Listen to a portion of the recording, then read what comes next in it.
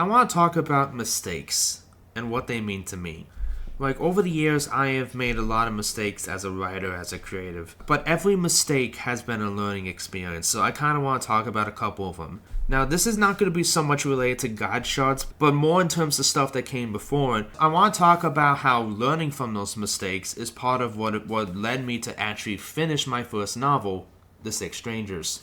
There's two lessons I'm going to talk about today. The first one here is how I discovered that I wasn't a true plotter. I'm autistic. There's a lot of rigidity that comes with that. I've learned from bitter experience, however, that whenever I try to plot out a story, it doesn't work out well. And I learned this lesson with Metamorphosis. Like I've said before, this was an idea I've wanted to work on since I was like in middle school, maybe a little bit earlier than that. It's that story idea I've had ever since I was a kid. And I tried many times to write the thing. And the story went through a bajillion iterations over time. The current iteration I'm working on now is basically an amalgam of all the different versions, taking what worked from every single version to make what I'm hoping is going to be a good book. I tried to write a outline of the story at a few different points. Now, most of this stuff is lost. The only documentation I have left is of the last things I ever did, which has proven to be helpful for refreshing my memory, but only so much. And the problem I kept running into was I would spend so much effort working on these outlines and stuff that it just exhausted my efforts creatively. I basically realized that I would rather spend the creative juices just writing the damn story. I mean, I have an idea of what my stories are gonna be. I just need to write it out and just fill the gaps as I go.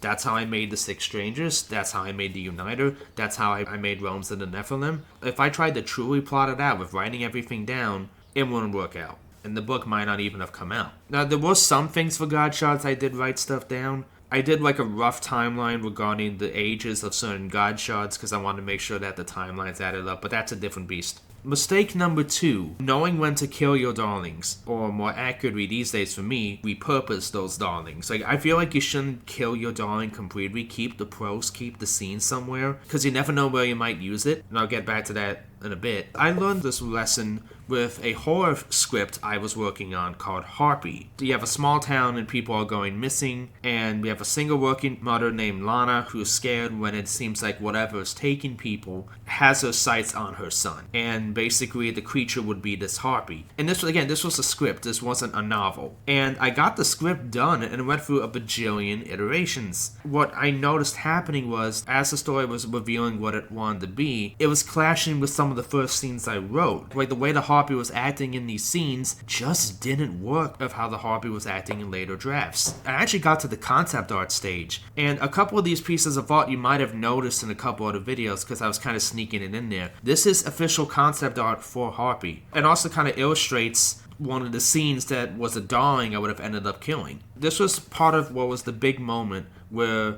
we would see the harpy in full for the first time. And yes, her colors are based on the harpy eagle. That was intentional. This character is the fiance of the main character's cousin, which sounds more convoluted than it is. And she basically ends up attacking this guy, and the way it plays out didn't add up. I tried desperately to make this make sense, but it just doesn't. Because basically in earlier drafts, the harpy was less sentient, or more primal, and in later drafts, she knew exactly what she was doing. So the way she interacts with this guy, I think his name is Pietro, just didn't work. What ultimately caused me to scrap the harpy idea, I tried to pitch the summary of the film to a bunch of people at a few different points. The issue was, like, the story wasn't unique enough. Yeah, the creature was unique, but the story wasn't. And the only part of the story that was seen as fresh and intriguing was backstory stuff for the creature, which, concerning how I was expecting this to be a low-budget film, would probably be cut. So that made me realize, what am I doing? The harpy idea isn't completely gone. Never say never, but I'm probably going to do it in a very different way, where I'm focusing more on the backstory stuff, and the harpy stuff is kind of like in the background. Like, I might do it as like an ARG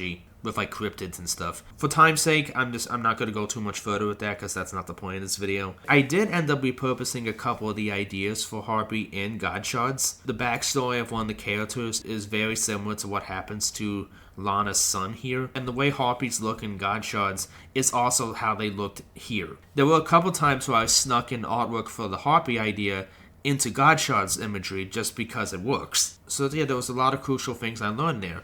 The biggest one was, again, knowing when to kill your darlings or repurpose them. I can't stress this enough. If you can find a way to repurpose your darlings, that works good too. For example, Trouble in Yarnaros, the free prequel short story The God Shard Six Strangers, the climax of that short story was actually a deleted scene from Six Strangers. Trouble in Yarnaros takes place in, well, Yarnaros, which is on the other side of the world from where Six Strangers takes place. And I initially scrapped the scene because I wanted Volume 1 to stay in the Cradlelands as like the anchor, a comparatively small piece of the world to not overwhelm new readers. I didn't want to have like a bunch of things at a bunch of different places at the same time, because otherwise that can be overwhelming, confusing, and info dumpy. And I know some books where that was actually a problem. Those are two basically free mistakes that I tried to keep in mind when I was working on God Shards. Like, it's okay to make mistakes. It's okay to get constructive feedback, and I'm gonna have a video about this soon. My thoughts on that are very complicated. I will see you guys then.